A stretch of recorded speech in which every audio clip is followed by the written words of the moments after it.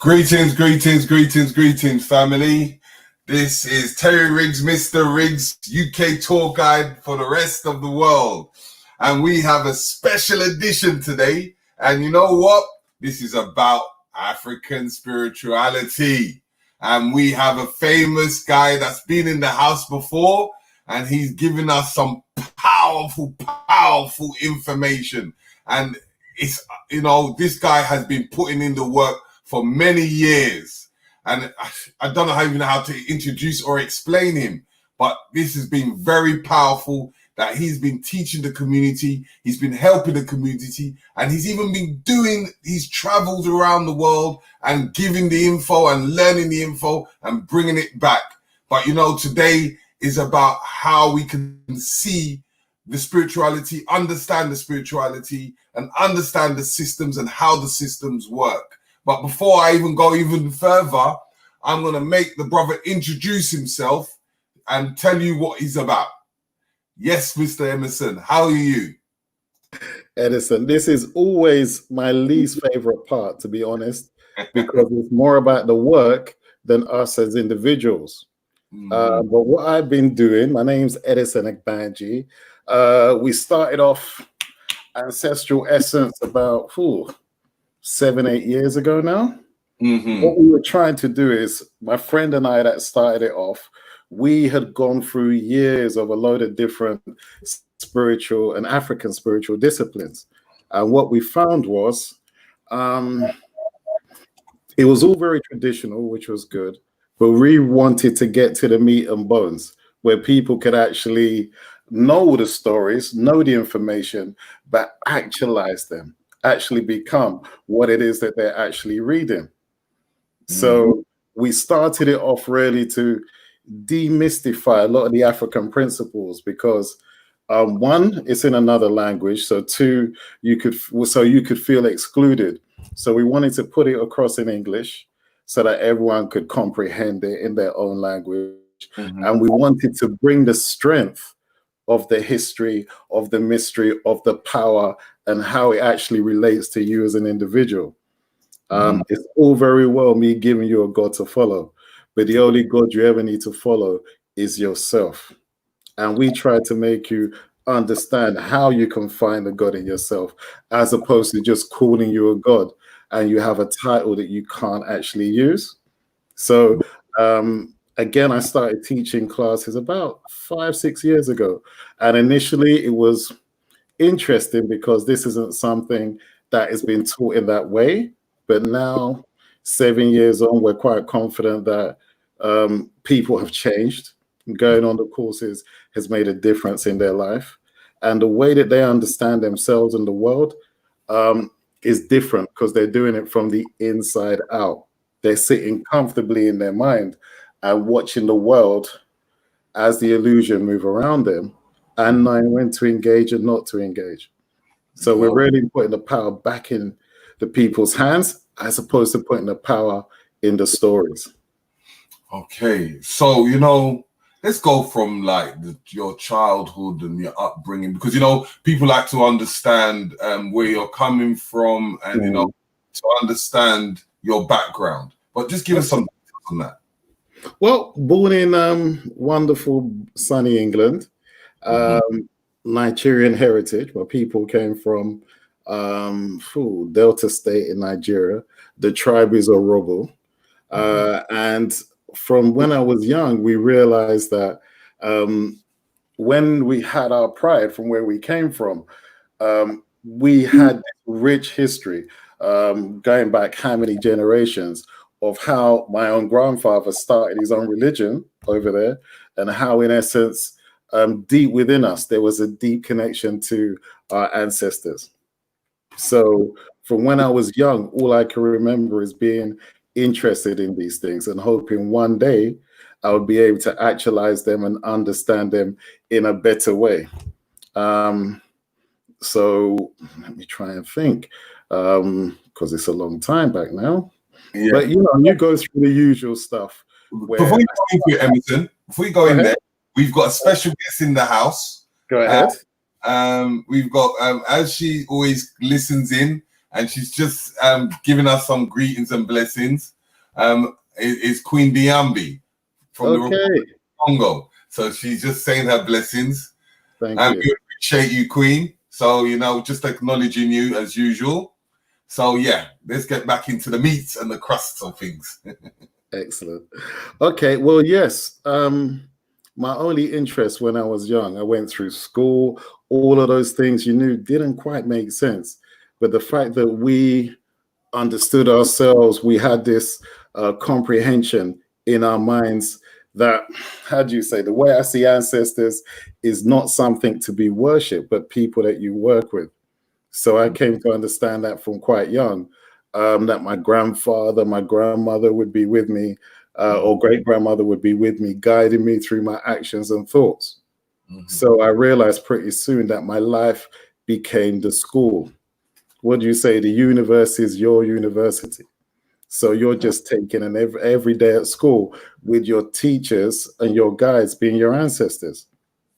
So I went through all the normal historical disciplines, all your, I don't know, Nation of Islam, Nawabians, all of those different things, which were very important because you had to have that foundation in history.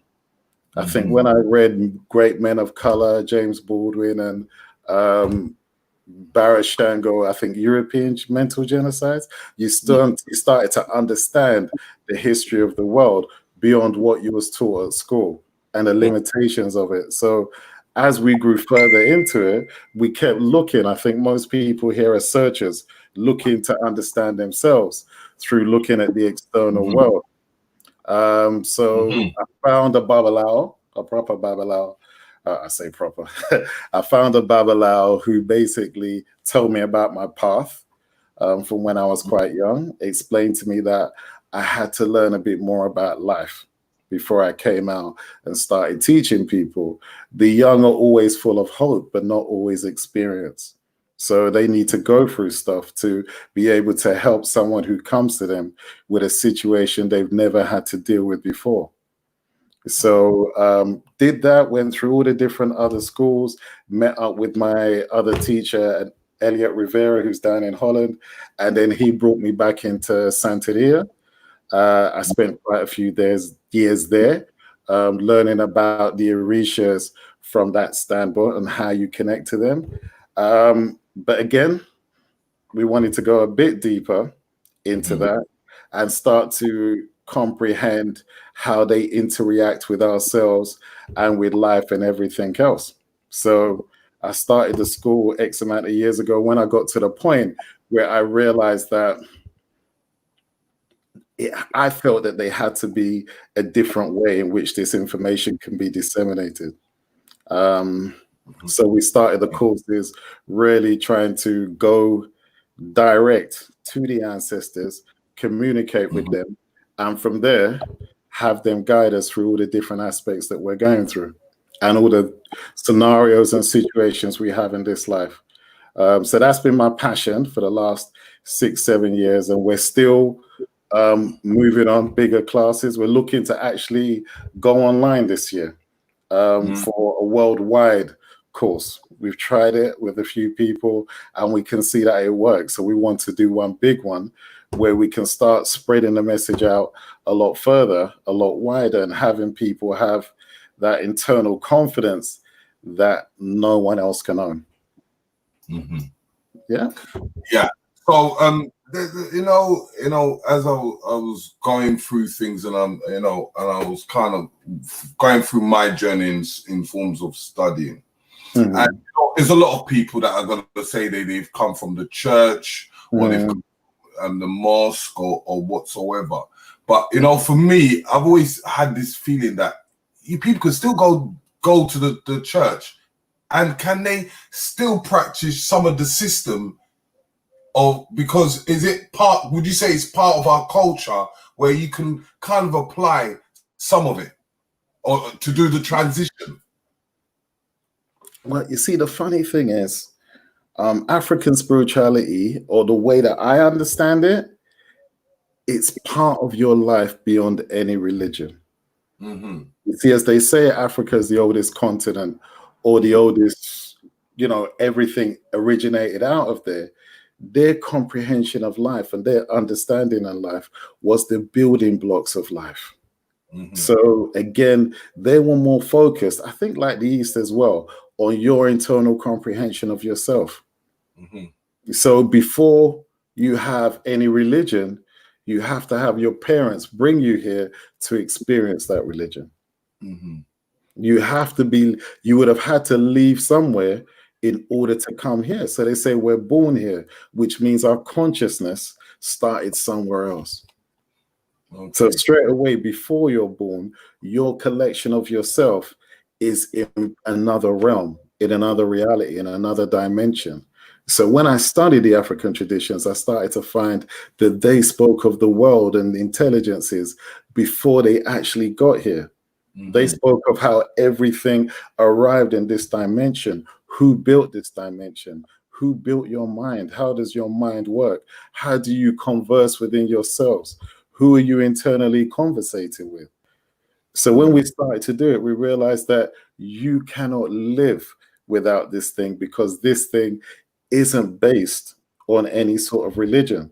It's really based on your internal consciousness and how it relates to the external world. It's nothing to do with, I have to pray to this or pray to that or ask this or ask that.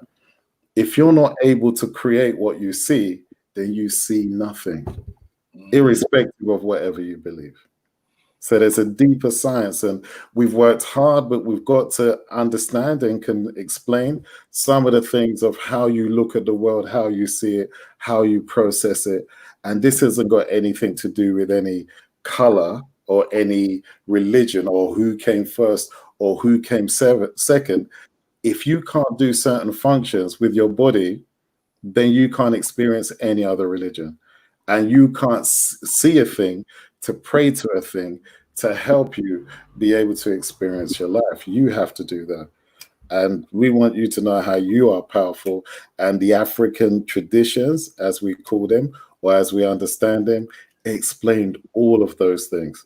So it's not a case of, can you have another religion with African religion? You can't have any other religion without the actual African understanding of life. Okay.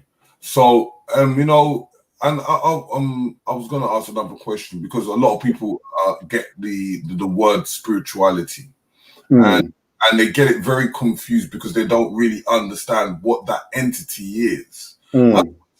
If you could give me a breakdown in your perspective of what is spirituality and what is it? Okay. Spirituality, as I was conveying a little early, is the actual consciousness that is you. The one that is looking out at the world, the one that is sitting inside your mind, who's trying to understand everything that's going on. That is the essence of you. That is the one who makes the decisions. That is the one who writes the database. Because we always used to ask the question, are you the person who is the story, or are you the person who memorizes the story? The one who came first, the one who is the consciousness, that is the one that's logging all the memories. That's you. And we want that. So therefore, when you're talking about that spirit, it's how much control does it have of itself? How much is it influenced by education, media, all these things, so that when it comes to making up its own mind, it's able to do so. Okay. So, in looking at what that spirituality is,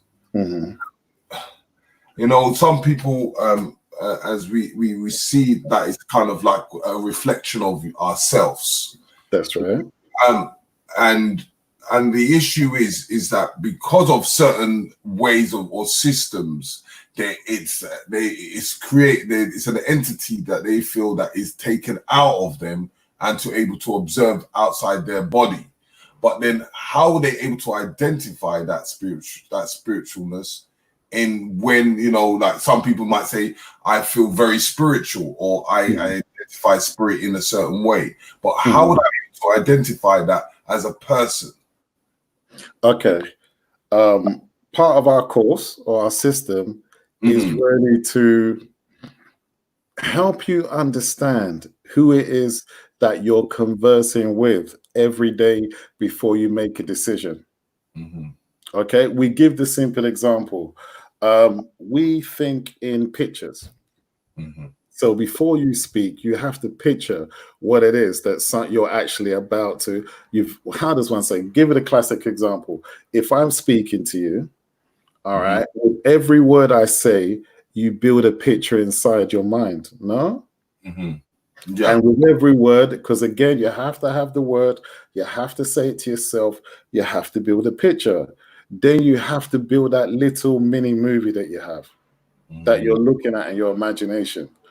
Once you have that little movie going, then you have to have a conversation within yourself. These are the stages of what everyone does.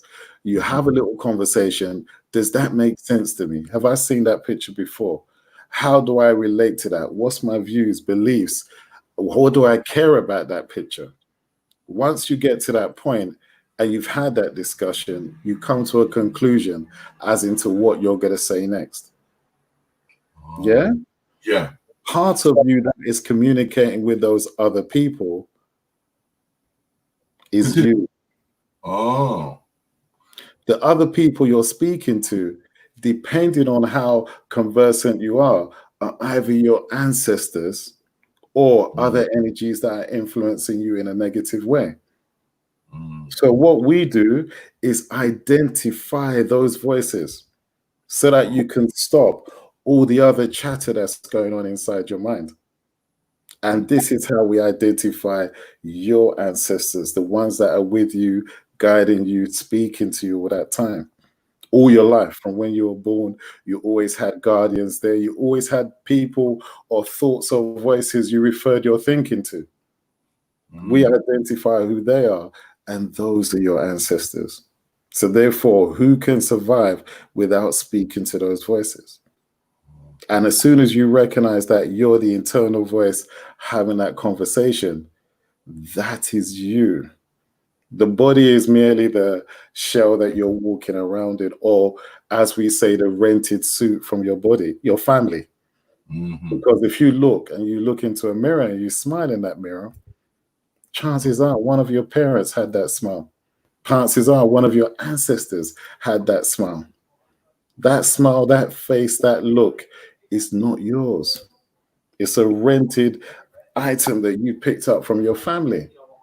You're the consciousness that is running that body, but you are not, as they say, the body. Okay. So that's how you identify who you are. Once you have control of that consciousness, then you can start to access control of your mind. And you can start to see what motions you create and what different things you're actually doing. Okay. So, like as you were saying, picturing that picture. Yeah. So then how can I explain when people come and they say, last night I had this dream, and they're trying to decipher the dream. And I always explain to people, most of the dreams sometimes could be of what your past thoughts before you sleep, but then it can be a form of contact. But in some of these dreams, can you give us between that what you were just talking about and the forms of dreams? Okay. First, you got to think of what is a dream, because everyone's of this idea that they're in bed, their eyes are asleep, they can't hear anything, they're out. Then they wake up in another dimension where they can hear sounds, they can see colors, they can walk around, but apparently their body is still here. So where are you? Where is your consciousness? How can it move around? How can it hear things? How can it see colors if you're apparently focused on what's happening outside here? When you're in your dream, you're in another dimension. They say that your body sleeps, but your consciousness does not. And it takes up other journeys when you're not actually, when this body's at rest, your consciousness can go and carry on its lesson, its studies in another dimension. So depending on who you are and how you are, you can have that situation where you can dream things. So events, you can go and take your consciousness into the future and see an event that is yet to transpire. Because what we call time and what we call our current awareness is really is our level of attention at that moment and how much scope we can actually see. The classic scenario is if you're about to run a marathon and you're at the start, it will take you 6 hours or 4 hours or 2 hours to run across the whole of that distance. But if you're in a helicopter high up, it can take you 30 seconds to see the beginning and the end. We're on the ground, walking through every moment. Everything that's happened in the future is a potential future or a future that has already been designed before we actually got here. Okay. Okay. So in seeing that, so in forms of history, because as I said, you're from Nigeria, and you know, a lot of people, I get this question is that how do we know if if we're speaking with the right people, the right tribe, or because we've got all these people that are babalawos on the internet, but in forms of understanding or trying to get close in your mission, because I always like to hear your story in the fact that when you went back home and the house you went under and the training you went through, how did you discover or find your way through getting yourself to the right person for you? I think it's a case where I saw some mediums, as you do, those people that, and you learn how to do that because that's something we teach you how to do. But you come to understand when you can, a medium can contact your family or your ancestors, and they can see the ones that are around you. This is something we do quite early in the course. We identify who's around you, who the ancestors are, by a divination tool that we have that enables you to see, and then hopefully, depending on how clear your mind is, you'll be able to speak to them and communicate with them. Oh, there was someone, Taylor, she asked her, can you see the question? Yeah, I can. What is the difference between outer body experience and a deep dream? Is one just deeper than the other? Okay. This is one of those questions where all of us are under a miscomprehension where we believe that there is an out there. Yeah. There's only inside. So when you're having a dream, you've moved to a deeper dimension within yourself. And where you are now, you're in your own sort of internal deep dream sequence. It sounds hard because people are so used to not having control of their lives and their stories. So they believe that someone is controlling their environment and controlling their reality. We only say this because if you had a blind person and asked them to describe what was going on outside, they couldn't see it because they can't create it. When we say that you're the creator, you create the picture that you see in your mind. You create what you see as external reality. So your outer body experience is still your consciousness creating a picture for you to see that is taking place inside you. All of us like to believe that we are looking out. But if you imagine how different sequences of how to see a thing, to hear a thing, to smell a thing, to feel a thing, to make an opinion about a thing, how do you do 5, 6 things instantly? It's not possible.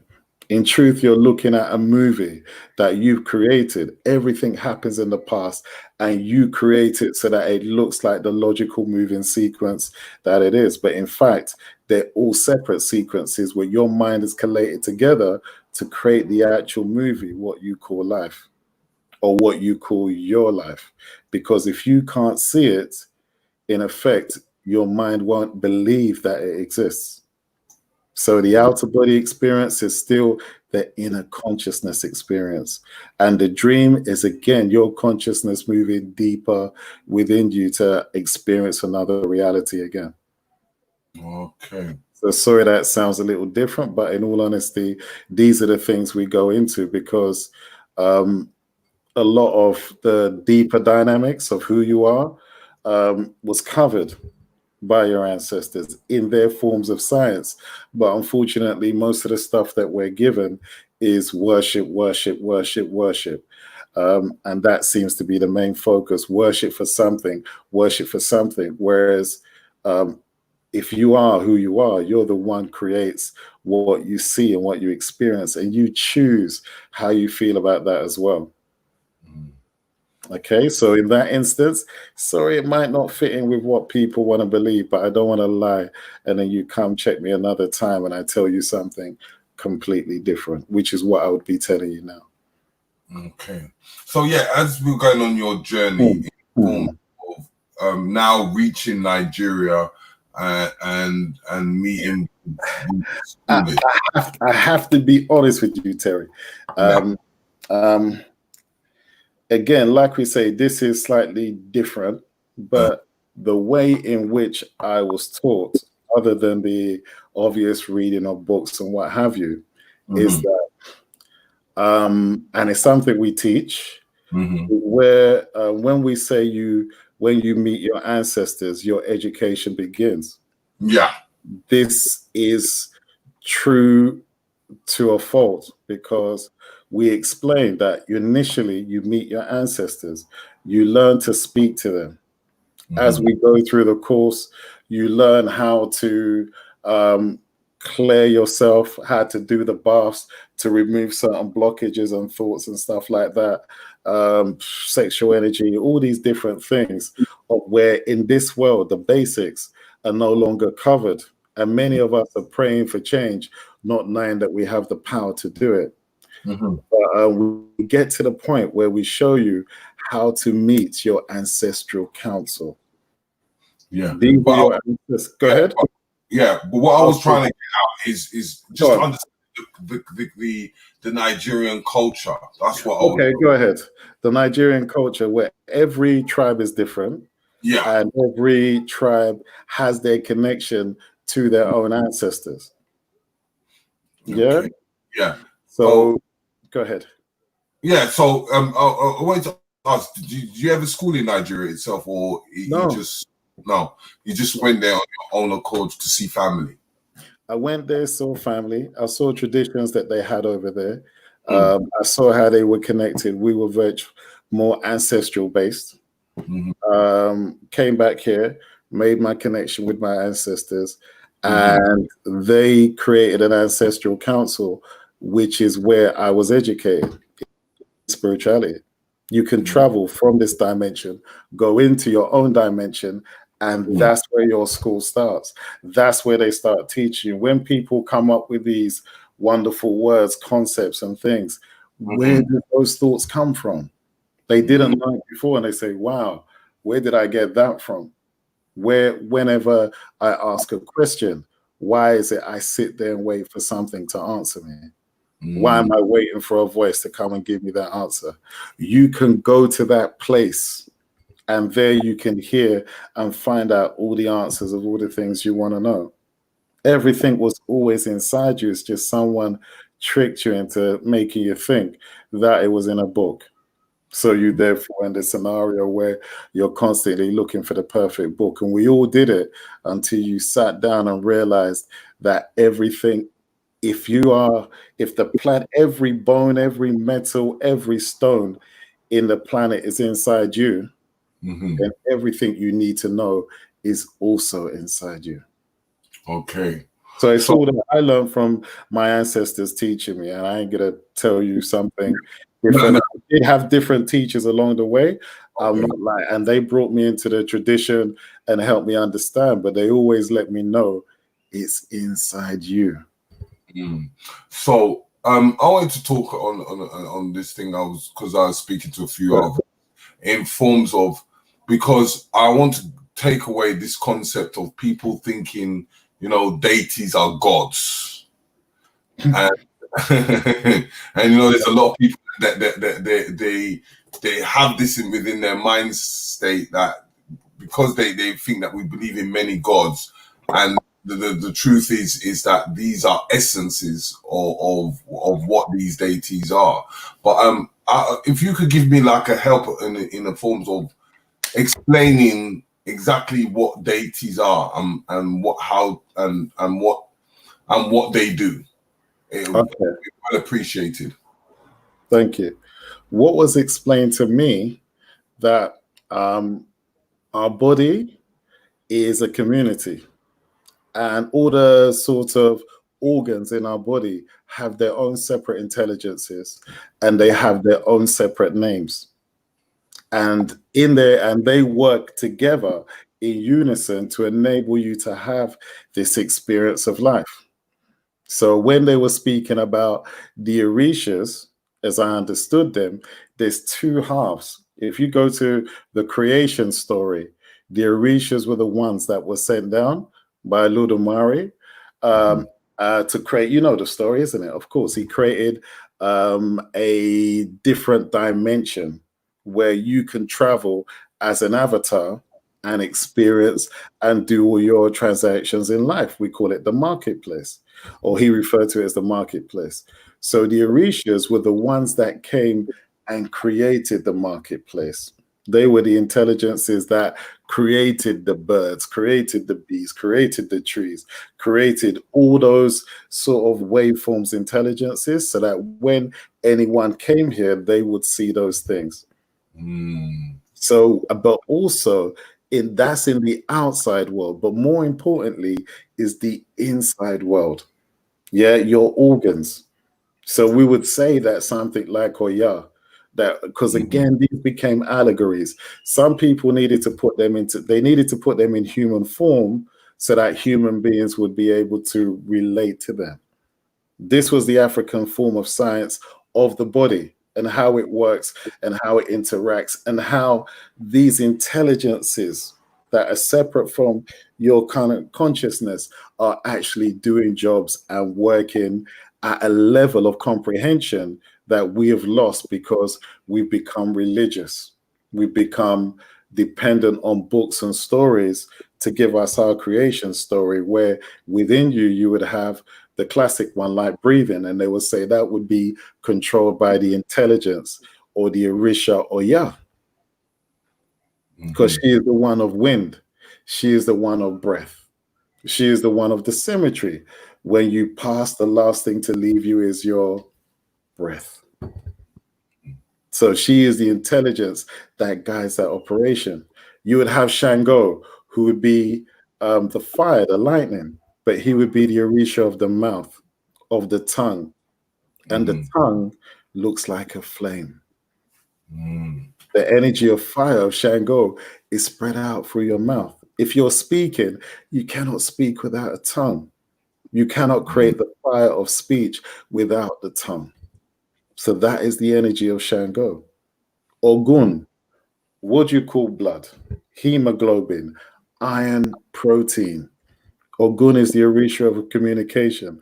That's the one that carries the messages all the way through your body and has to cut through all the different artery organs and had to transport the blood around your body. Yemaya, the sea. Your stomach, if you listen to it, will sound like a sea. Yes? Also the Orisha of reproduction. Yeah? Oshun is the veins inside your body. That is the streams that passes all the information of everything you're thinking around your system. Like, as they say, without Oshun, life is not sweet. She is the one that allows you to have good movement, be able to do what it is you need to do. You know, you'd say Ochosi, the hunter who finds the way. That probably works with Ogun. They were probably breaking down the whole concept of how blood knows the way to where it needs to go. You have the big boys, the Orumila, which is your diviner, your natural connection to your, how do you say, the mysteries of the world, which would be Ifa. So you would have the capacity to know things, to understand things about people that essentially you're not supposed to know. A psychic would be in a scenario where they can read your energy form. They can read the aura of the energy you emit, and they have the capacity to translate that frequency into pictures in their mind that they can speak about. Yeah. So therefore, all of these things, or Eshu is the, what do we say? The veil. He's the one that sits there and decides what information from the other side comes into your consciousness. It's not simple, but it's not hard because they're only speaking about you and how you interact with this world. This is why we say it's spiritual, because it's about your spirit and the rituals that it follows. Okay. Yeah, it's all there. You cannot survive without this. And those people in that time that were called, whatever you want to call them, they were dealing with some very heavy signs. And in honesty, it was just, this is why we said we have to simplify it to make it sound easy. Because if we stick in the names and the concepts and the ideas of they did this and they do that, people can't translate that into themselves. So if you're calling Ogun, you're calling on your blood. If you're calling Shango, you're calling on the power of your tongue. And how, if you call on that energy, it can create whatever reality around you. Yeah. So there's, of course, there's so many different reaches, but no one even appreciates all the metals in your body are thinking, living things, and they're in your body for a purpose. Nothing is created by accident. Nothing is dormant. All of these things are part of who you are. And the Africans or our ancestors knew all of this. They were just trying to find a way to teach us, but we were caught up trying to pray for this and pray for that and wait for this external world. When if you actually knew all the power that you had within you, all the power, all the wisdom of those organs that operate in complete darkness. Okay. So go ahead. Yeah. So like the times of this pandemic that's happening today, and as we see, we're going through the times of this what we call the COVID, the riots, all these kind of situations. If we're putting it into the forms of, let's go with the COVID, because we're talking about the health. Okay. In applying some of these, applying these deities in the situation that's happening today, give us a kind of understanding of what is going on with these deities, in explaining it in forms of the deities that we see today. Okay. First, like I was saying, you have to relate it to your physical body. So are your organs operating in balance and in harmony? Can you call on the intelligence of your organs? The thing is, the name for my heart should not be the same name as the name for your heart. The name for your liver should not be the same name for the name of my liver. All the different energies are not vibrating at their optimum because they have to do with your emotions. This is an important thing because people don't realize your liver has to process how you feel. And if you're in a scenario where you're visualizing a certain situation, you're judging it in a certain way, you're then contaminating your blood that circulates around your body. And as such, as the blood circulates around your body, your organs don't want to receive that contaminated blood. That's why you see a face wince at a thought, because you've just changed the frequency of your blood so that the organ that it was intended for no longer wants to receive it and creates an alarm system in your body so that or what have you. So you're now reacting to that.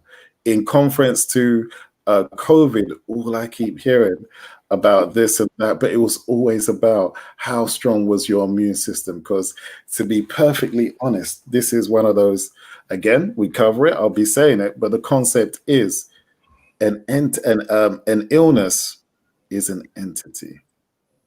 If it has the capacity to proliferate, to grow, to move around your body, then it must have its own intelligence.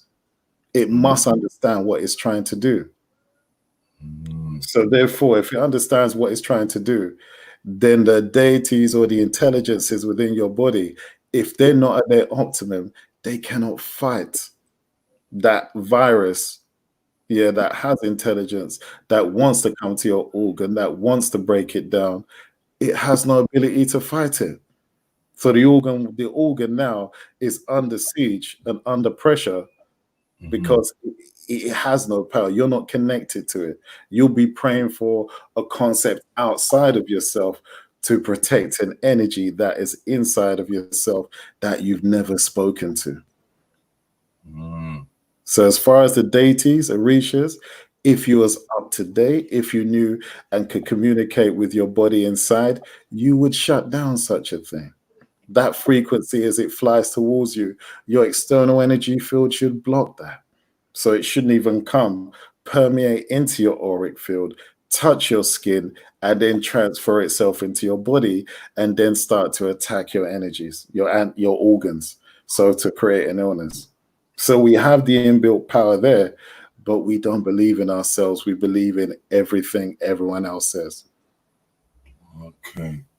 And another question is, I don't know if you know, but a lot of people that I've been hearing, they talk about the calendar. Do you know any much about the calendar and how the calendar works in form of the IFA system? Sure. The IFA system, I'm not going to tell you that I do. I'll never tell you what I don't know. Okay. I don't know. So, brother, I don't know. As I said, but let me go back to Please. the beginning in understanding let's go to the simplicity of understanding between the Ifa and the Orisha. Okay. Yeah, because a lot of people, sometimes don't understand that. So it's just to have the breakdown between the two. I'll explain it as best I can because, like everyone in Ifa, they will tell you that they're a student. If anyone says they're a master, then they're talking from ego, not understanding. But Ifa is the knowledge of all things that can be and will be. So it's almost like your fate, perspective of reality. Ifa understands all of it. That information is inside you. You can know what's going to happen if you are connected to the intelligence that is Ifa. Orishas, the selected heads, where the intelligence is created for purpose. They all were created to look after a specific thing and a specific job. So to have access to them or communicate them, because the thing about the Orishas, they're not dead. They still want to teach you. They still want to help you gain and rise in your own understanding and protect you in life. But people are worshiping them and looking for something other than religion to worship. But these are things, working models, working intelligence, things that you can access, things that you can use to benefit your life. So the Orishas were created with a purpose to do a specific job or specific jobs.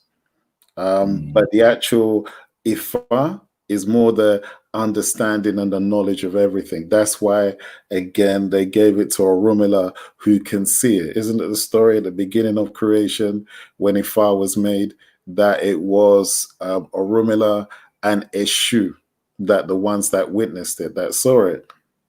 So as he saw it, Orunmila understands. So that part of your mind, that part of the departments of your mind has the ability to see things, know things, understand things. So, but he is the one, and that's his role. The rest had other roles, and they actually work on doing those things. So nothing was created without purpose. Orishas within you have a specific purpose.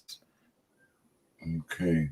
So, in the kind of things that you teach, and you relate the Orishas to health.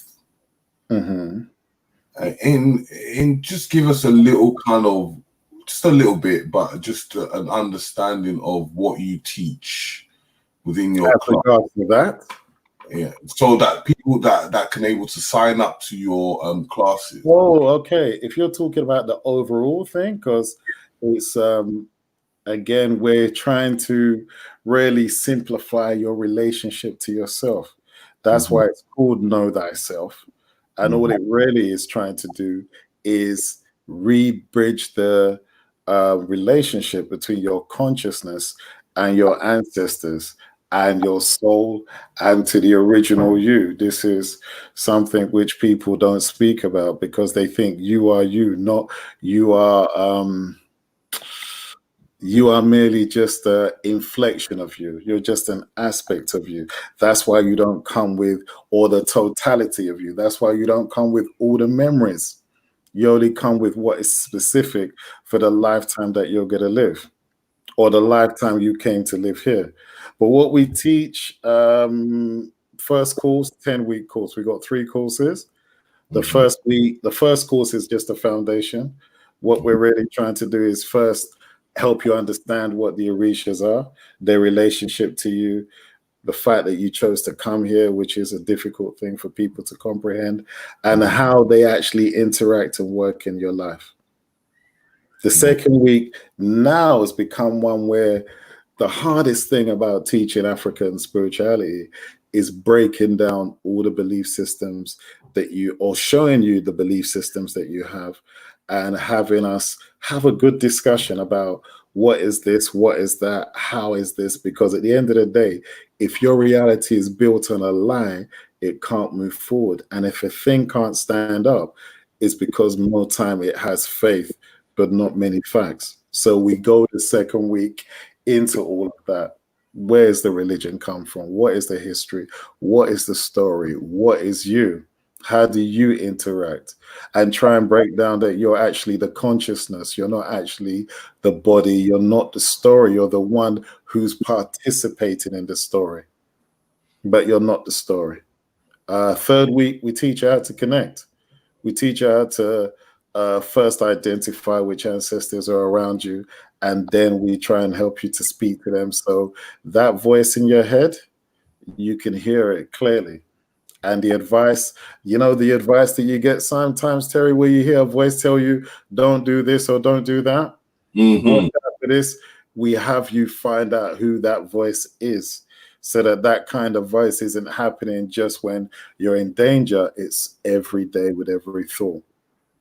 The fourth week, we teach you how to, or let you see how you are the ones who has to clear yourself spiritually, or clear the energy. It's not spiritually, but you're an electrical magnetic being. So therefore, when you walk out on the street, you attract different thoughts, different feelings, different energies from people. And you've collated them over the years. Also, the thoughts that you generate. What do we say? That when someone is sweating, depending on what they're thinking, the smell is different, because the actual thought behind the generation of that sweat, or the creation of that sweat is different. So an excited sweat is different from a fearful one, which is different from a thinking one or a work one. But the problem is, when that energy is emanated from your skin, some of it is trapped inside your skin. So you can start to feel heavy from inside yourself, where you haven't had all that energy pulled out.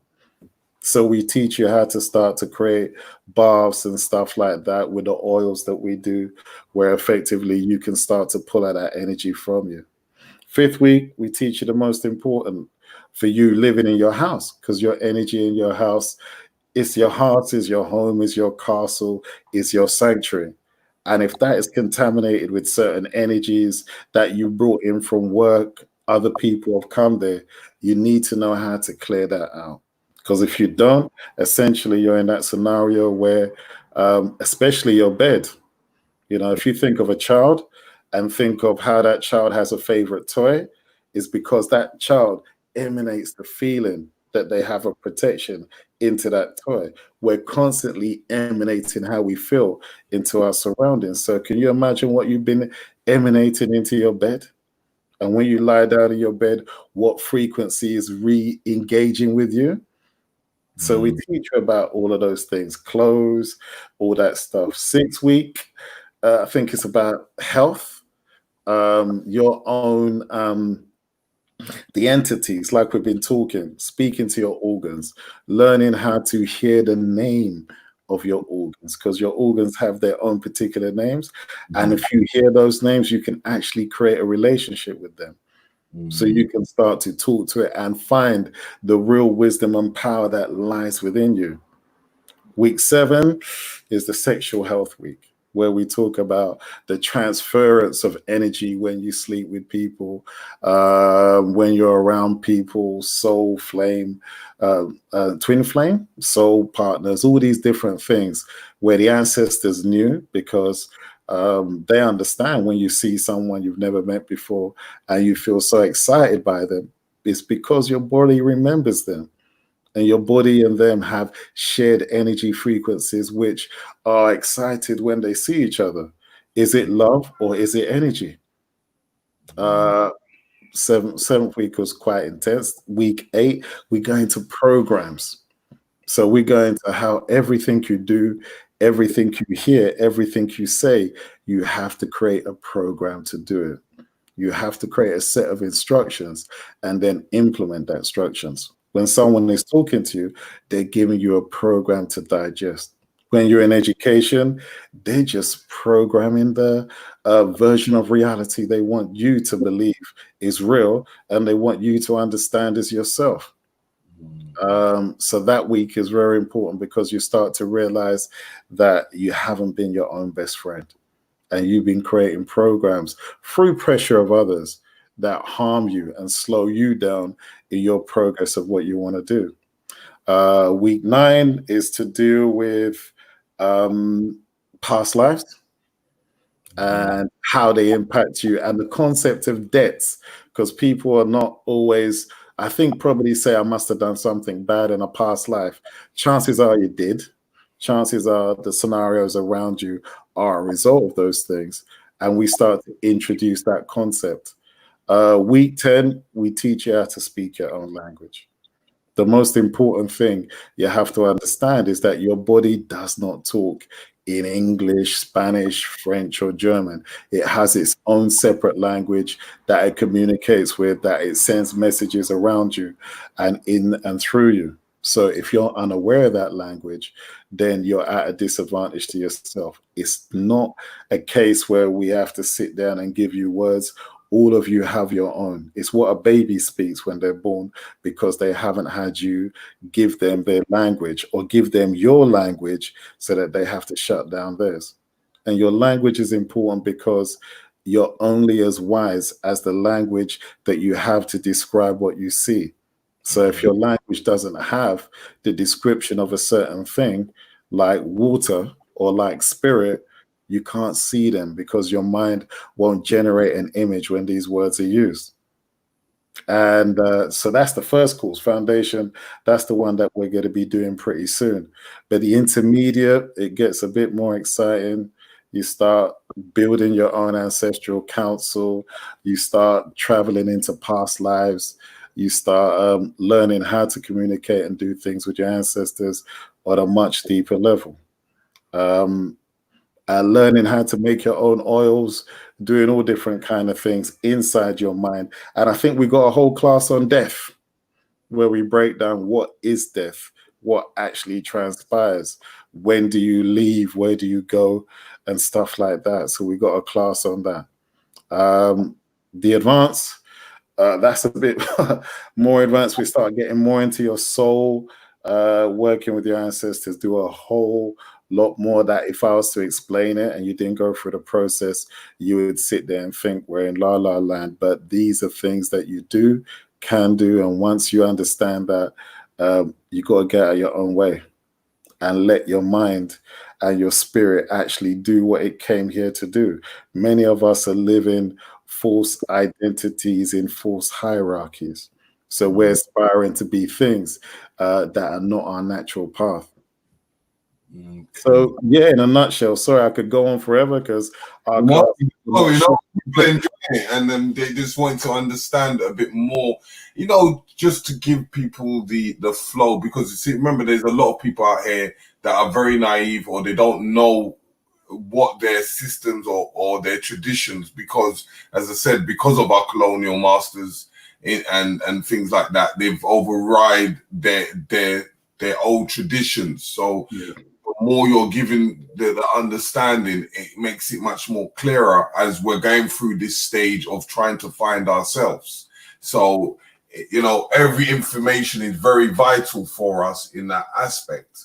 Because, as you know, I come from the house of Ogun, and Ogun is same as me, my friend. Same as me. I know. That's why. That's why I put it out. Ogun. So we have to keep on creating and keep on helping and pushing the narrative of giving the people the knowledge and understanding. Because if they don't have nothing to create, as you know, when Ogun said he gave up and he went into the forest, and he said he wasn't coming out, everything stopped. Everything stops. Why? Because I said, like your blood, Ogun is the communicator. He's the one that enables all your thoughts via your blood to travel all around your body, so that you can actually communicate with yourself. And when you say arm move, the arm can move. Leg move, the leg can move. So you're in that situation. Without Ogun, as they always say, nothing can be built without the help of Ogun. Nothing can be built without iron. And that's where the three warriors come into it: Ogun, Oshosi, and Papa Legba, or Legba, as they would call it. Exactly. And again, a Legba is Shu, because again, depending on your path, there's 21 aspects of Eshu, isn't there? And then depending on your path and what you came to do, your path, your Egun, your Eshu will look different.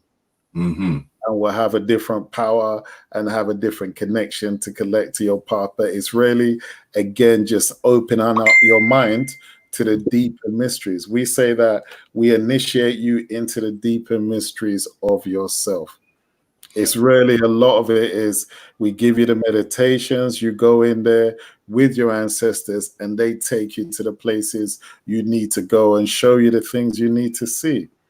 It's really your relationship with yourself. So the legacy of all the things that your ancestors have done throughout the years is now being able to be retained and brought back to life through you. So their actual journeys here weren't in vain. That's what your DNA is. It's just a storage of all the actions and deeds of your ancestors. Okay. So let's ask a few questions in the comment. Family, please like, share this button. Make sure you get it out there, and we will be putting all Edison's details in the direction box, so that if you go back to the video, you'll get all his info and how to reach him.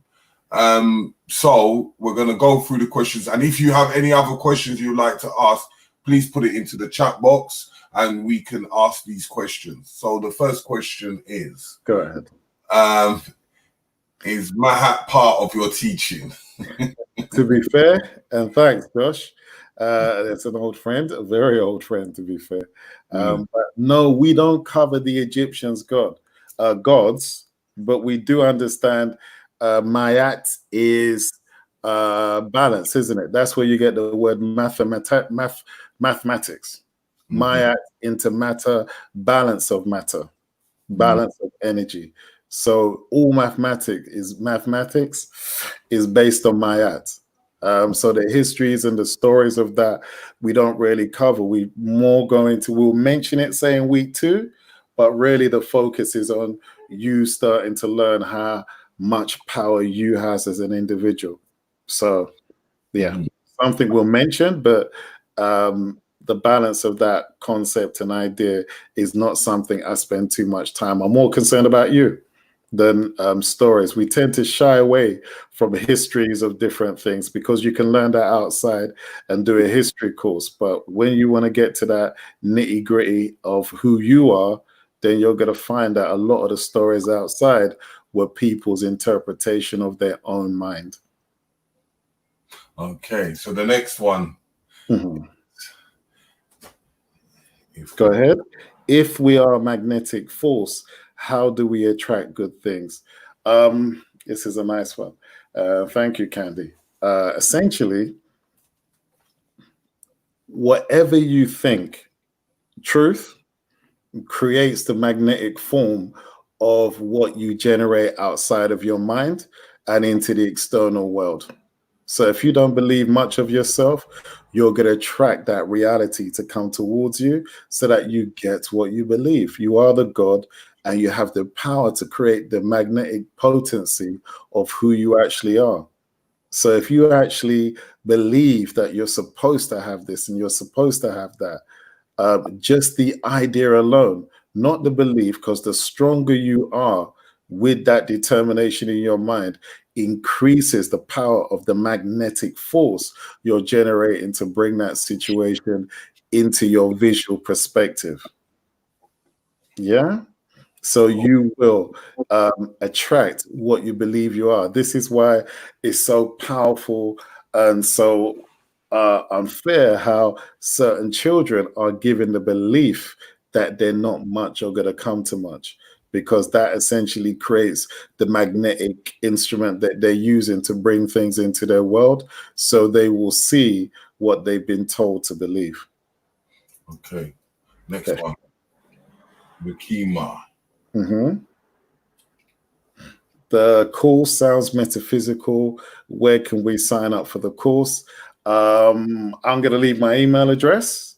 And at this moment in time, because COVID, all this different stuff, we're literally trying to put the course together at a time when I think everyone will be more in a position to attend. A lot of people are going through financial, constraints at the moment. So I'm going to leave an email address. Please leave your details, your name, your contact number. And when we have the course up, we'll be advertising it on the usual mediums, but we'll let you know, especially that we have the course up and it's good to go. Okay, next one. When I think that's the next question again, isn't it? When do they start? Take it as they are in place online now. Can we have the website address? Well, I do have a website called ancestralessence.com, but the course isn't up yet. We've been waiting. We've got a date roughly in the first week of September. We're going to try and keep it in line with the actual normal school starting phase and give everyone time to actually get ready for the course. And as soon as we can, we're going to put the details up of what I've just said with what each class entails. We're also going to have previous courses available for people to purchase if they can't wait. And again, that's all due to go up as soon as we can, really, to be fair. I think we've got over. Go ahead. Okay. As I do readings, I am trying to. This is a thing. I have a great conversation with my partner all the time because she enjoys doing readings a lot more than me. What I find is we're going to try and create a spiritual consultation page where we're going to start doing, how do you say, counseling, really? Because a reading for me is really a counseling session. And what I perceive as a reading is really teaching you how to connect to your ancestors, which we do. I can still do that. Teach you how to connect to your ancestors, teach you how to speak to them, and basically start to help that relationship so you can speak to them. The hardest thing I find about a reading is often people tell you things, you're supposed to remember it, but you can't speak with the energies again. I'd rather show you how to do it so that essentially you don't need to go for a reading again unless you're confident. But in saying that, my partner's plan is for her to do the readings and again, take it from the perspective of the ancestors as well. So yeah, if you go to our website, I think again, and the email address I'll give you, please put down your details, and we'll come back to you, give you the options, and then you can decide. Okay. Aminette Raquel gives thanks. Please remind me which part of the motherland is Edison basing his cause. Well, thank you, Aminette. Where we are basing this course, we're going to be in England. So we're going to try and find an appropriate time where everyone can get on that isn't too intrusive. Because obviously, some places 6 hours behind, 6 hours ahead in certain countries. So effectively, yeah, we're going to try and find a time and a day that is convenient. Usually it's on Sundays. We're not competing with our holy days, but we find people are actually at home and have time on Sundays. So it's going to be in England, depending on where you are, 5 hours, 6 hours behind. But we'll start it in the afternoon so that people don't have to get up too early. Okay. Okay, so. Okay. Does fasting apply to manifestations? Fasting can apply to manifestations.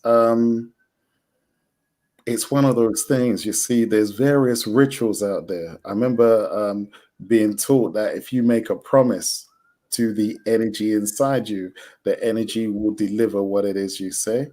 Because Terry, everyone rarely speaks about the Ori, do they? No. And that's yeah. who you are.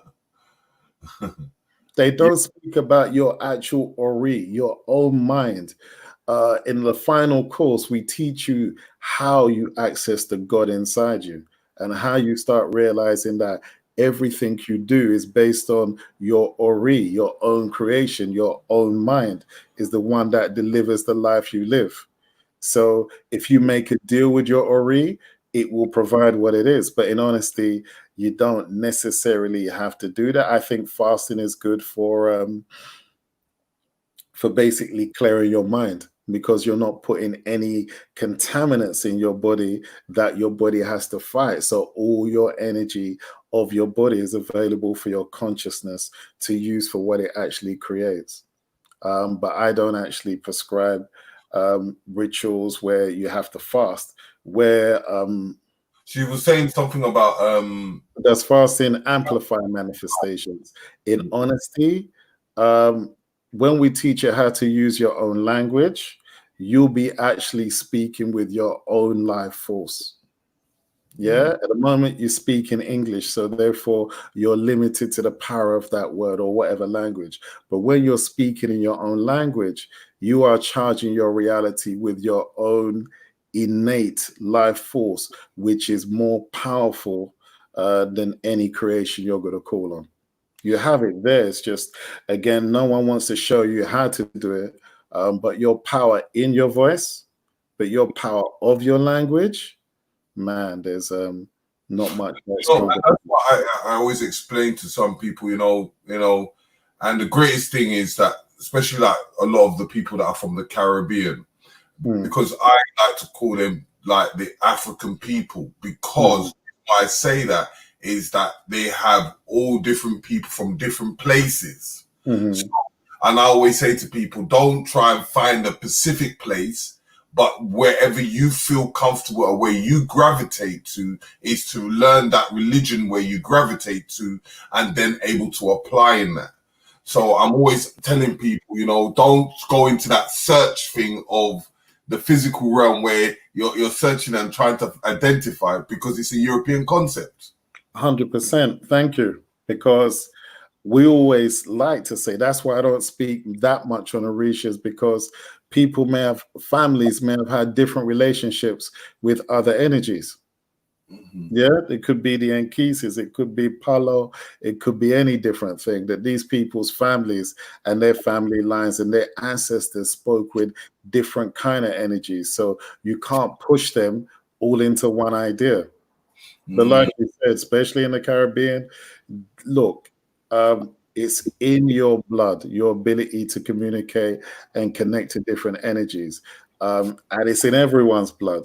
You know, it's again when you start doing past lives like we've done over the last couple of weeks, people are seeing that they've been all races and all different things across their lives. When the advanced class, we start to break down to you how what you think is you is really just some current avatar that you're running with right now. But all the different colors, this, that, your soul doesn't have the restriction of color. It's not a black soul. It's a soul that it could be participating in many lifetimes at the same time. We have to sort of stop getting into the fear and the restrictions that have been put on us because of a mad concept of color. Okay. Are you familiar Go ahead. with numbers and colors? Yeah. To the Orishas. Yes, but again, you see, for me, go ahead. Go ahead. Like explaining energies. For me, you know, I've always had this thing of that the heart thinks. Go on. And I always say your first heartbeat is your first sound of a drum beat. Your mother's heartbeat. Yeah, so in forms of understanding vibrations and beats, it comes in like a form of another language, the way it speaks. That's right. So I'm able to sometimes try to identify some of these, as I say, to the essence of myself in forms of sounds, which able to make me kind of have a clear view in certain ways in forms of numbers. I can relate to what you're saying. I can give an answer as best I understand it. Just give me a best of what you I understand. Okay. All right. The first funny thing is you can liken the body to a computer. Okay. That when you start to speak in your own language, you start to realize that you speak in sound sequences, but not by accident. Each sound sequence can be broken down into a specific computer code that enables and gets your body to behave in a certain way. You speak in your body through codes. You send energy codes that are written in another kind of language. And this is when you're speaking in your language, you can heal people, you can heal you can heal energies, you can do a numerous amount of things. But essentially, each one becomes like a specific computer code to switch on, to switch off, to destroy a certain thing. The thing about music, especially, is that when you're singing, you're actually chanting. You're doing an invocation. You're opening up your mind. You become euphoric because you're pulling energy from another dimension into your being. The same way you're speaking in another language, the way you raise your voice, jump, and you feel the energy transfer into your spirit. Essentially, you're now bringing power down. That's why people feel raised, they feel happy. And it's one of the, I suppose, ways in which religion is clever, in the sense that after you've sung a beautiful song and you're raising your spirits up, they say, let us pray. So your mind is wide open, and anything said in that moment now goes into the deep core of your actual conscious self and stays there. So later on, if someone brings an alternative view to you, that image of how you felt in that moment is now connected to the program associated with the name of the God you were calling at the time. So effectively, your sound sequences, these are all codes. When you're talking to someone, what are you doing? You're programming them. You're putting a code of your sound to help them generate an image in their mind of what it is you've just said. Every conversation is a guided meditation. You're getting that individual to see the image that you see in your mind, and then having them generate an emotion based on what you've just said. Okay. Yeah, so sound is important because that's the only way with those sound codes how we actually function in life. Someone said, what's it called? What's your thoughts on Ubuntu? Okay, you have to remind me. Ubuntu is that what it takes a village or something, isn't it? Or people? Sorry, I am who you are, or you know that it's something, a saying that Queen Diambi says. okay, Um, go ahead. Because I believe all of us are one, yeah, but we're separate aspects of one. yeah. Your body is how many millions of cells? How many millions or billions of cells? But they all fall under the God that is you. Your organs are you, but they're separate from the consciousness of you. So your frequency is flowing through all of them, but you all have the capacity to create your own individual reality. Therefore, you can create your individual experience. Okay, so this one's talking about the course. Does your course include meditations, being still in the first part of your course, and how important is meditation? Yes, it does. What we do in the first part of the course is we teach you how, not teach you, remind you. I'll be the first one to tell you in the class, I'm not teaching you anything. I'm reminding you of what you're capable of doing. I have no such ego that requires such a title to myself. But in the first course, we do meditations to help you access the elements because quiet as kept, fire, water, air, and earth are separate intelligences that operate within you. Without them, you wouldn't be able to function, without the ability to create heat. So the actual energy that is heat or is fire is really, because when someone looks at fire, they often just look at the flame. They don't look at the heat or the intelligence that ignited the actual objects around them to make them combustible, to turn into the flame. The flame is the child of the intelligence of fire. Water, a similar thing. You're looking at the fluid, but that is the child of the two intelligences that melted together, the intelligence that melted those gases together to create the water.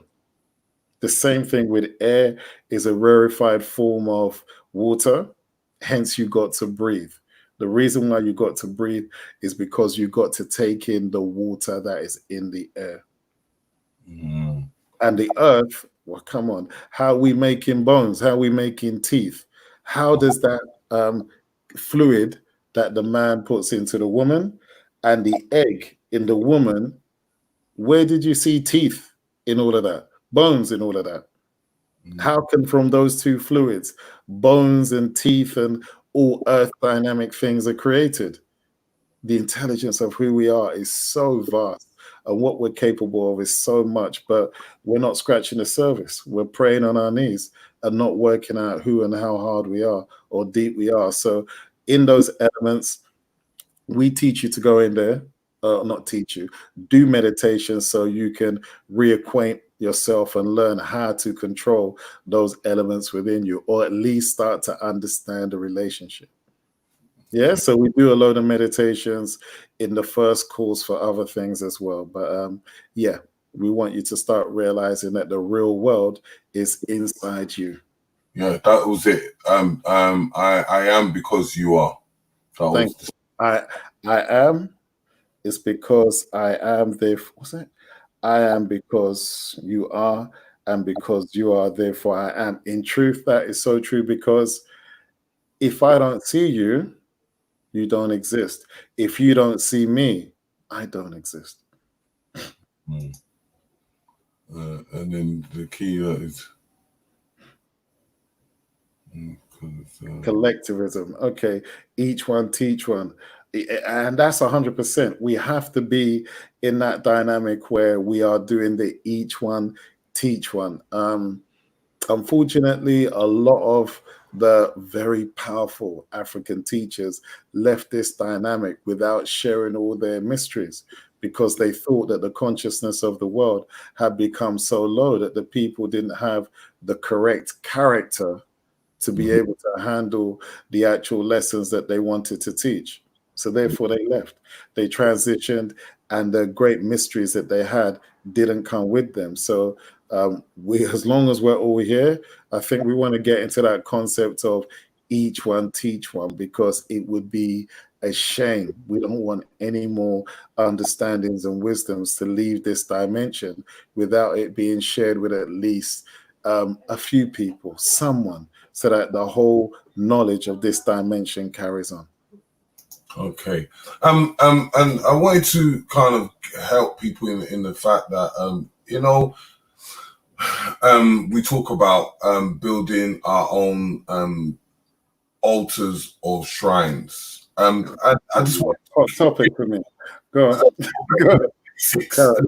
Basics of how someone can do something if they just want to do, like, you know, like the normal water and a picture of their ancestors or something, but just give them something just to reflect over. In truth, I'm a tad controversial over this. Okay. Yeah? All right, forgive me. I apologize way in advance. And to each his own. Everyone has to understand why it is they do what they do. But I always liken it to the story that I had when it comes to libation. It's a simple thing, everyone thinks. And I was pouring some water on the floor. And my grandfather came up to me, one of my ancestors came up to me and asked me what I was doing. He said, "What are you doing?" I said, "I'm pouring some water on the floor to you." And he says, and he looked at the floor and he looked at me and he said, "Do you think I'm down there on that ground?" I said, "Well, not especially. You're over in Nigeria." And he goes, "Yes, I'm over in Nigeria. So who are you pouring that to down there?" I said, "I don't know who I'm pouring it to." He said, "Exactly. Yeah, you don't know who you're pouring it to." The whole concept of all of that was that the ancestors was buried in the house and the family lived in the house, and the ancestors were on the floor under the house. So when they poured water on the ground, they were pouring it direct to their ancestors. We've now taken a conversation and put libation. I said, "So what do I do?" He said, "What are you made of?" I said, "I'm made of all of you." He said, "Then drink it yourself." You are your altar. Exactly. You are your altar. That's the quickest way you're going to get it to me, by consuming it yourself. Now, when it comes to altars and stuff like that, everyone's got their own reasons for why they do it. So I don't really want to go in. If there's in the class, then I'll tell you why, because you're in the class. But I don't want to alter anyone's position on why they do it, why they enjoy it, what they gain from it. I do have my theories and understandings, but again, I'll save that for people in the class, because ultimately I don't want to discourage anyone or feel, what do I do now with my altar? Yeah? Okay. Ubuntu is the Zulu word that literally means "you are because I am," meaning that we are one. Do good to others, for it comes back to you. Thanks, my brother. Keep up the good work. And thank you for that breakdown, because that is the whole basis of what the tradition is about. You're supposed to look after your fellow man, regardless of what he looks like. You're there to actually help the world, because if you live in balance with everyone, everyone lives in balance with you, and the world can grow. Children can grow. Everyone can manifest what it is they want and when they need it. But if we're in this scenario where we're constantly in battle with ourselves and our environment, then your environment reflects how you really feel about yourself. Yeah. Okay, yes, some people can pour it on a plant because that will carry it to the earth. The plant. My issue, not my issue. What I've been led to understand is every piece of land has its own frequency.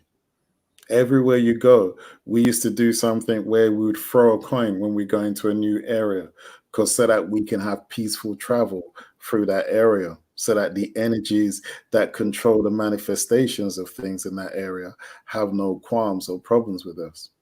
The energy in Africa on that land is different from the energy that is here, that is different from the energy that's in Europe or the Americas or in the Australias or what have you. Land has its own energy and its own power. So the land might not reach your ancestors because it's just a different place. Yeah. It's like, I don't know where you are around the world, but one area is just not another.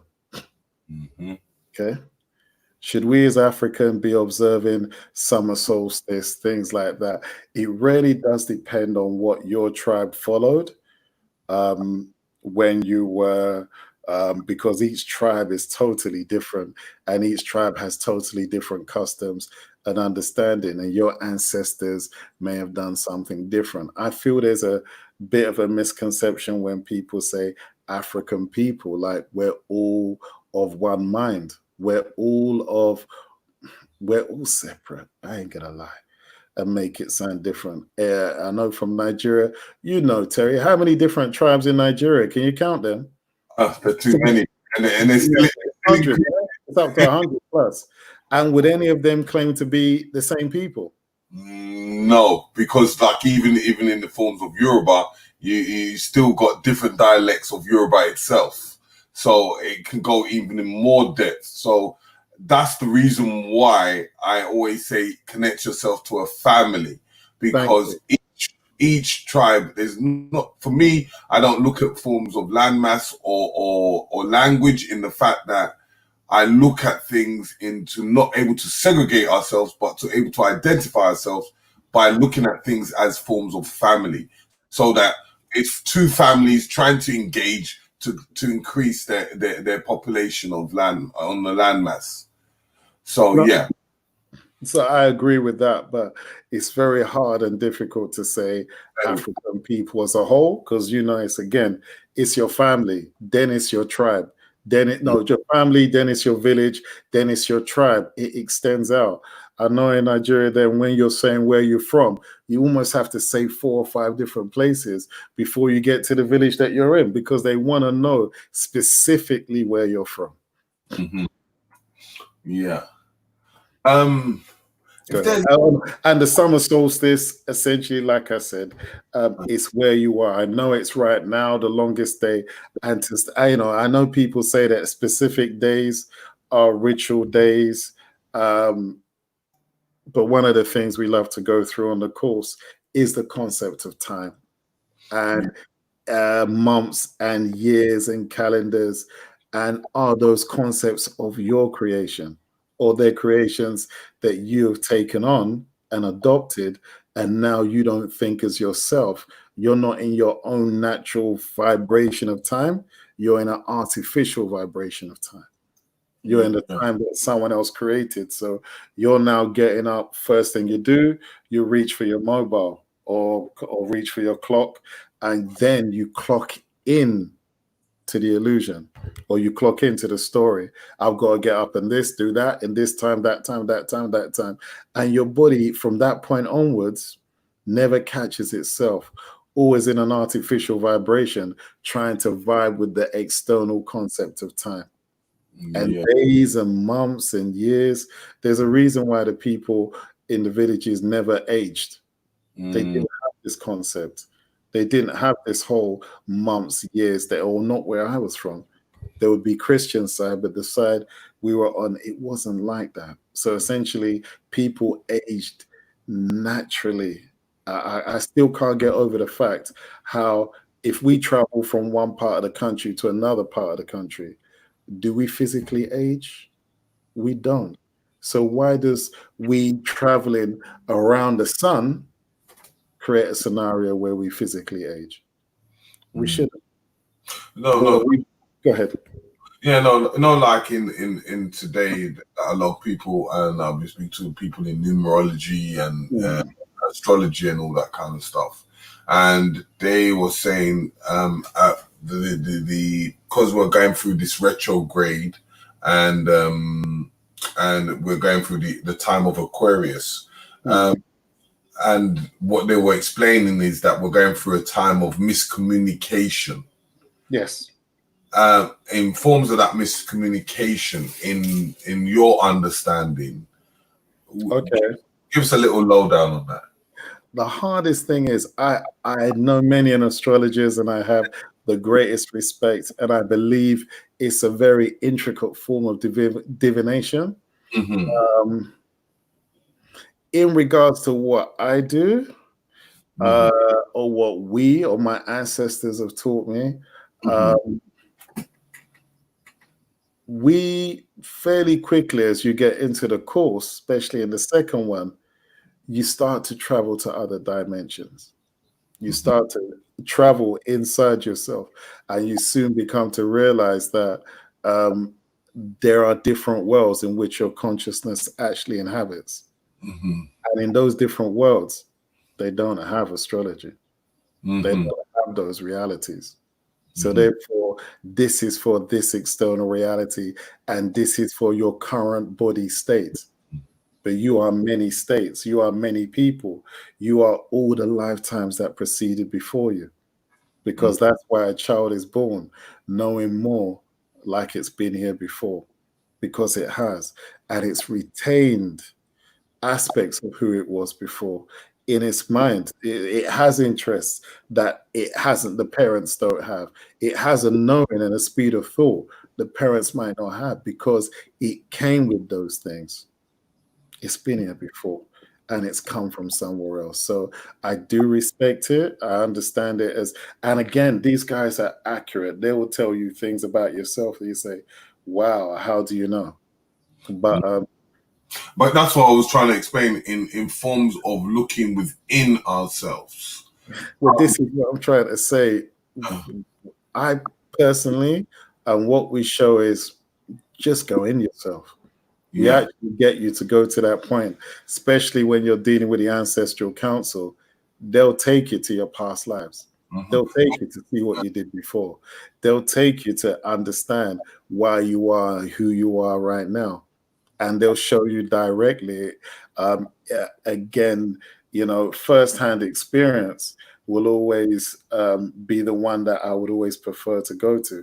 If you give me a story, I'll take it based on what you've said and what you understand. If I see the story for myself, I'm going to be more inclined to be attached to that idea.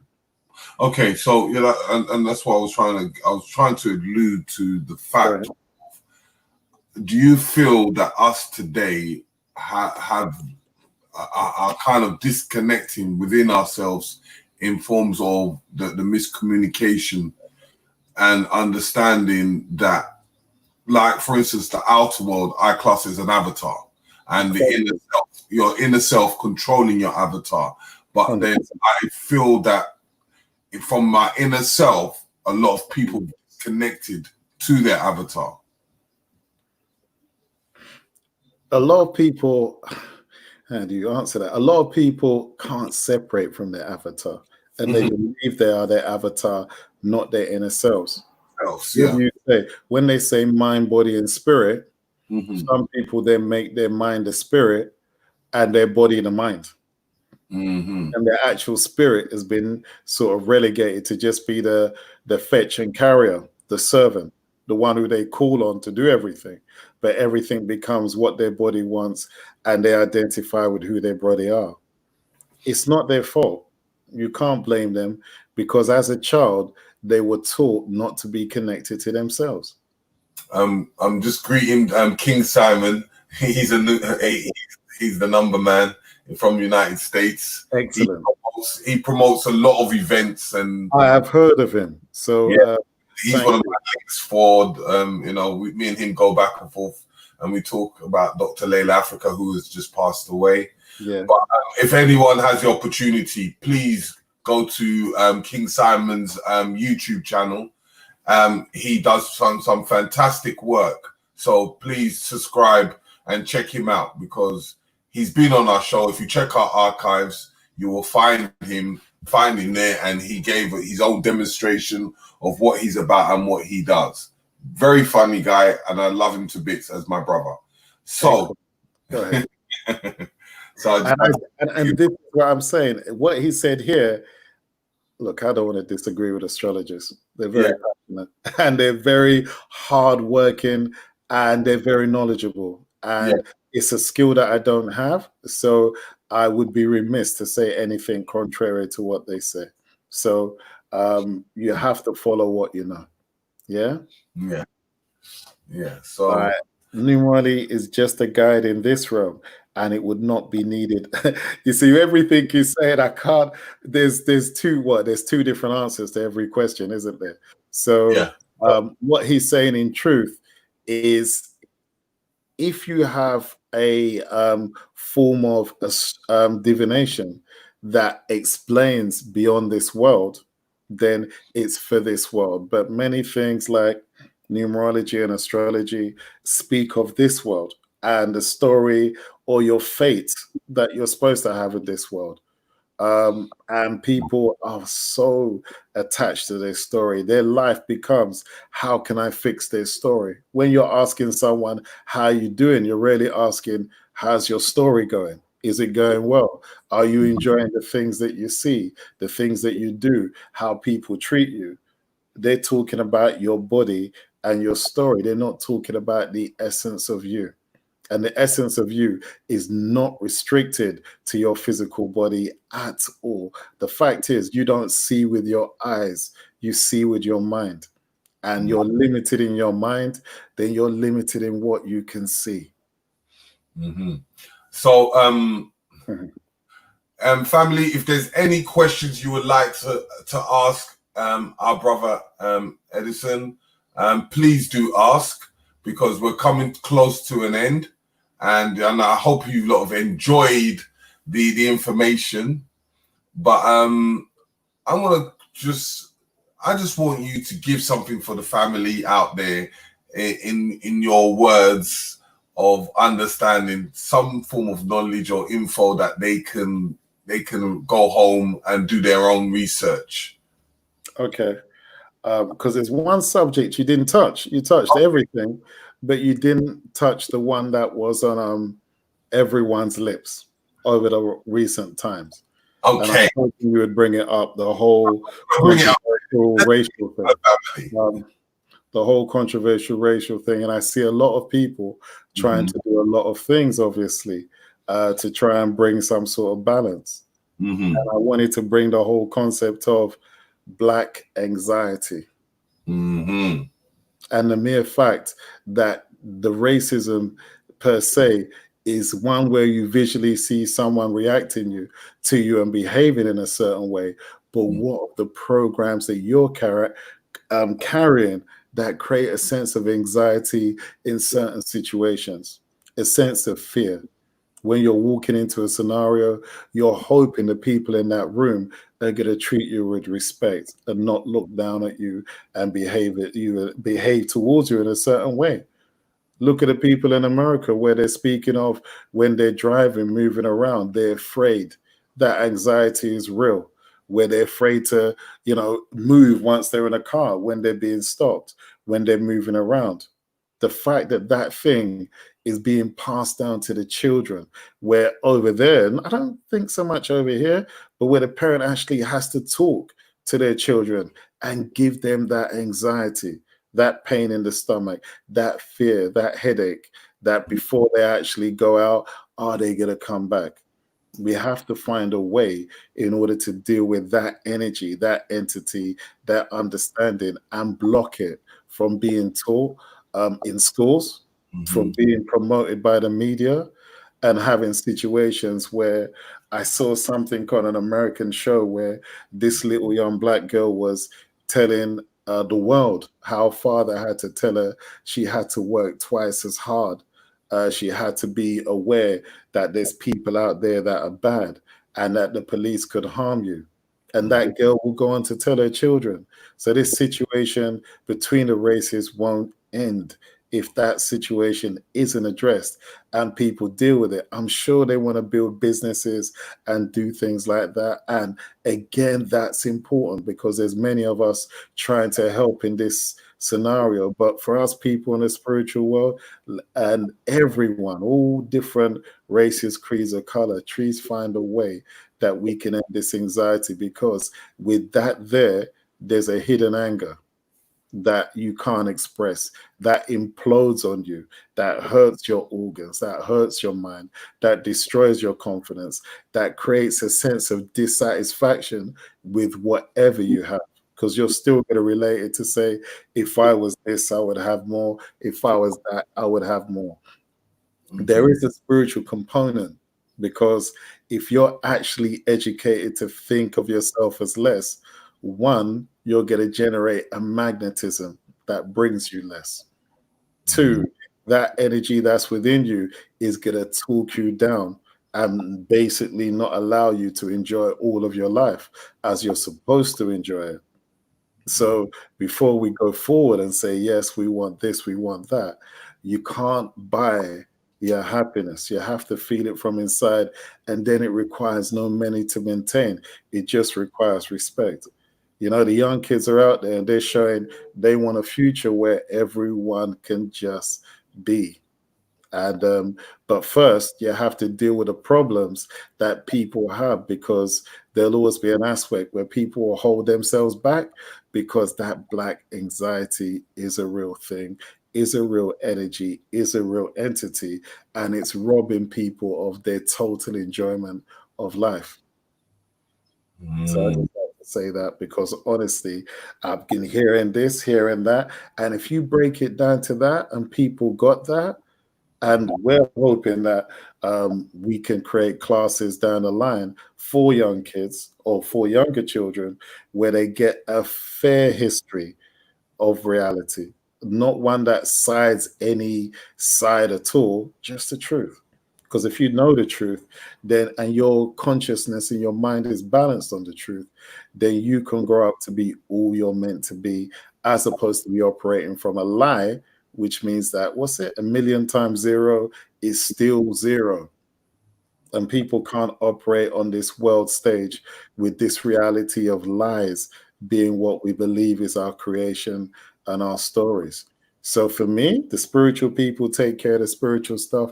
Financial people take care of the financial stuff. But we need to find a way to kill this black anxiety. The boys are showing how they're rebelling against it. The women are confused. What's our future going to be with this anxiety there? So all of our big heads, before we want to go and claim we're this, claim we're that, deal with the elephant in the room. Okay. So there is this question.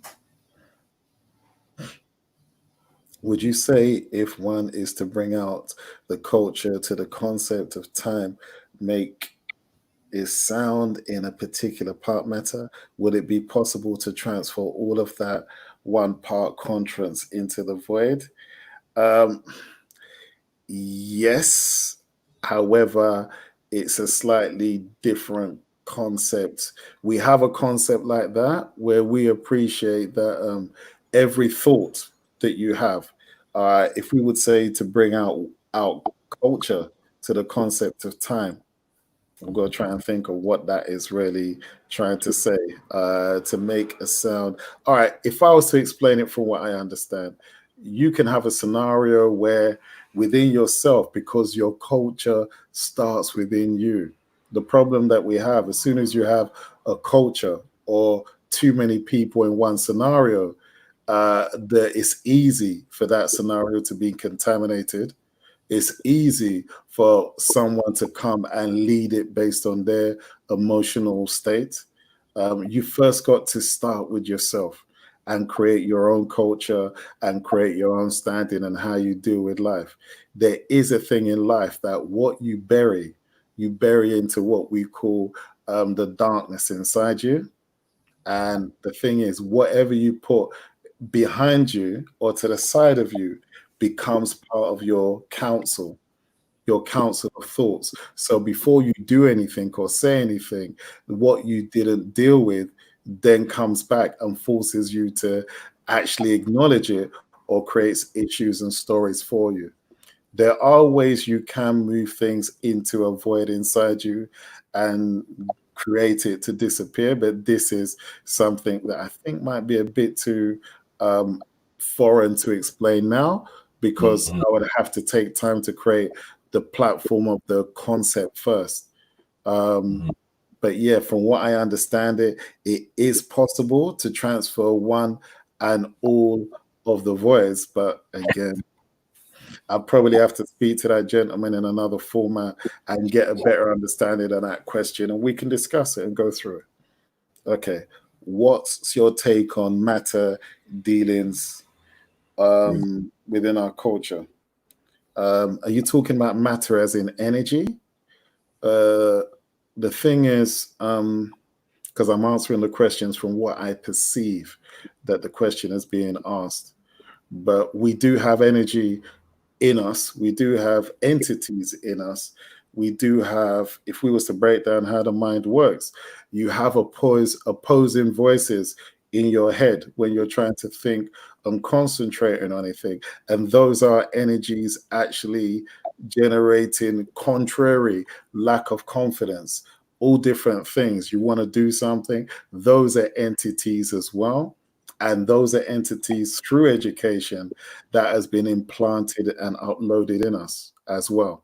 As to everyone, because I always say those people that were very rich created a paradigm of black and white, and they created a paradigm where people essentially felt less or more based on how they were educated. So much of the voices we hear in ourselves are basically concepts uploaded to us as a child, which with our help of our ancestors, we can start to delete and put our minds in a balanced, reflective, and productive state. Yeah, I hope that made sense. Okay. We must never stop fighting to live with the white man. Blacks have the highest standard of living in the white majority countries. Probably so. I'm not going to argue or say yay or nay when it comes to these subjects, because in honesty, many of us are fighting a battle which is an illusionary state. Because those that really have money, I'm quite happy for black and white people to fight against each other under those false identities, because they're political monikers, not actual. Thank you. They're political monikers, not actual real monikers. No one looks black. No one looks white. So they're ideas that have been fed and bred and used to create a sort of sense of disharmony. But you don't know anyone from looking at their skin. So you have to deal with their character first. Okay, so as far as white countries, black countries, look, I'm not the man for that. I'd rather deal with a spiritual side, which is for me deep. But there's other people that can get into that battle and get into that whole economics thing. You know what I keep saying? If I lose something in my house, I'm not going to find it in yours. I got to deal with me inside me first. And once I've dealt with that, I'm not going to care what you have. All right. My apologies. I was driving. Yes. Matter, energy. Yes. Look, people will break down that there's been certain releases of certain energies into the environment. Whenever you're in a scenario, this is the classic. You can see someone who's out of balance, not in connection with themselves, which are things we go into by how they react in certain situations. Have you noticed when someone gets angry, they apologize after and say, I don't know what came over me. I lost myself for a minute. And that at that moment, they were possessed by another energy that used their mouth as a mouthpiece to articulate what they wanted that person to go through or say, so that they could create a distance between someone trying to help you. You would say something and you treat them in a certain way, so that person would say, okay, I'm not dealing with you anymore. You've upset me. And the entity that generated that behavior is happy because they then have that person to work on and create more confusion with them. So as far as energy is concerned, I do believe that certain entities have been released. I do believe that when people are more aggressive, Whenever you do anything, you ask yourself a question first. Is this good? Is this bad? Is this going to help people? Is this going to harm people? The darker, lower vibration energies will say, yes, harm them, hurt them, do this, do that. And the higher vibration energies will say, my friend, you're hurting your brother. This is a scenario that can come to you later on. So I do believe there's darker energies that are having people make much less low vibration answers and sort of considerations in their head. And yes, it can pass through a culture, and it can pass through a culture by DNA as well. This is quite a complex concept where, again, once you get into it and you get into that black anxiety thing, you're going to see a whole world of issues that haven't been raised or dealt with, that people are pretending that don't exist, and they think money can make them feel better. It won't. Deal with the energy and the entity that is there before you can start getting to that point where you flourish. Because if you take those bad eggs into a good situation, or bad thoughts into a good situation, eventually the good situation would deteriorate, because those situations, the bad eggs, haven't been dealt with. One more before we... One thing I will ask, what are those interdimensional specks of light while in the dark shade of light? I've seen them too, where you're sitting there and all of a sudden you see these different lights, but you have to work out. You might see them, somebody might not. You have, in what you see outside is based on the language and the programs that you have in your mind to decipher reality. Based on what you know, someone who can see ghosts is because they still have the program to be able to take the waveform of that ghost that another person couldn't see and create it into an image. So it all is based on your interdimensional programs, what you use to look at reality to determine what you can see or not see. So some people will see orbs all day.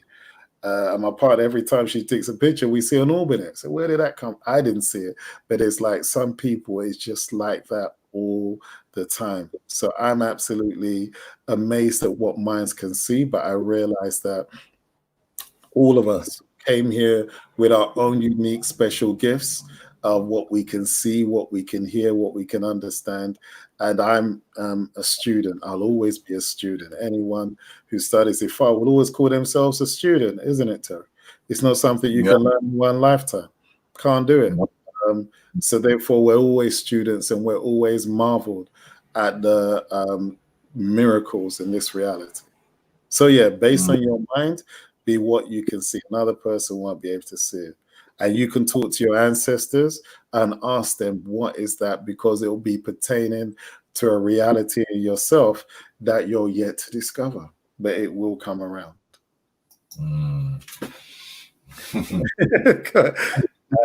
Yes, they can. Well, the thing is, because we deal in ancestral, everyone has ancestors.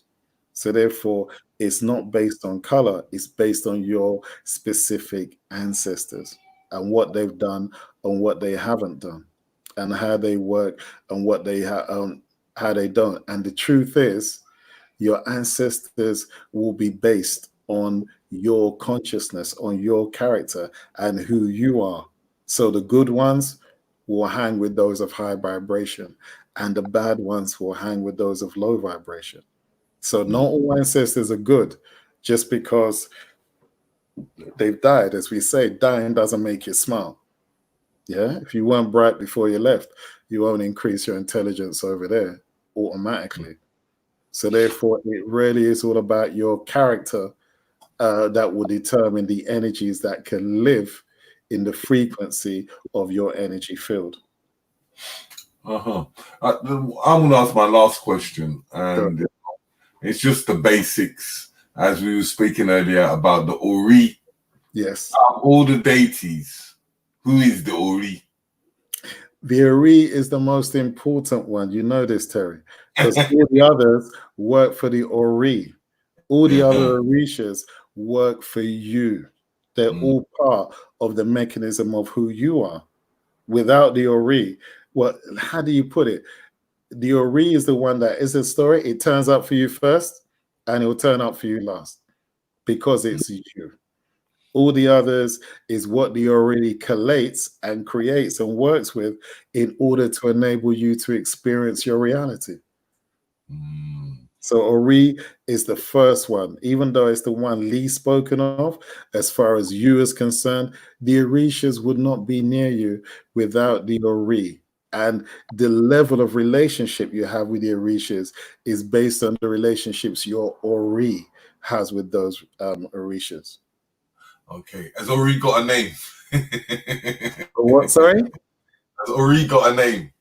The thing is, that part of you can actually okay, we break it down a little bit different in the class down the road, because we'll call the Ori your creator, because that's So where you're going to find your concept of your individual God self, your creator, your Ori, because that's the one that decides if you're going to have a good life or a bad life, or whatever life, because it's come with the instructions of the soul to deal with whatever karmic or debts that you need to have to deal with in that lifetime. Your soul decides and says, you know what, we got an issue of something that one of us has done in that dimension. So they're going to send you along to come to this dimension to deal with that problem.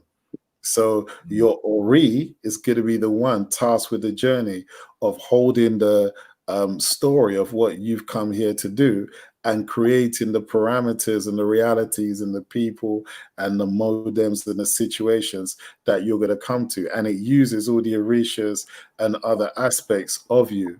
We have another name for it and a concept we have. To be able to bring balance to your story so that you live the life you came here to live. Thank you, Edison. It's been a fantastic show. I hope people have enjoyed it and they've got some of the info. We will be putting all Edison's information, but you can go to Ancestral. Catch me on. You can catch me on Facebook, Ancestral Essence. We have a website, ancestralessence.com, where we sell oils based on different things that we've said: protection for your mind, space clearing for your bed and for your clothes. We've got a healing oil for attacks of energies on your body, and a dragon bloods for energy attachments. If you know what that is, you'll know what that is. So we've got various different products there that you can pick up. And all of this based on the concepts of things that we speak about, and really starting to attack these situations from the inside in. We have, what do you say? The only fight that you've come here to fight is the one for the control of your own mind. All the rest is going to be what you choose to pay time and believe, but you've got to fight for yourself first. We stand together, but we have to fight alone. Just on the products that you've been talking about. There's one specific product that you always give to people that we haven't even spoken about it at this precise moment. But in terms of the gold and the silver and the thing. Yes, it's something that we have where it was broken down to me by my people that back in the day, before everything was mined, because everyone mines gold, silver, all these things. The food that you eat that comes from the ground contains all the minerals of the metals in the ground. And these minerals were once upon a there, and these minerals help to speed up our thought, communication, keep us calm, but they were taken out of the ground. So they're minerals that are deficient. So we have a product, we call it Elixir, that it contains gold, silver, platinum, and titanium.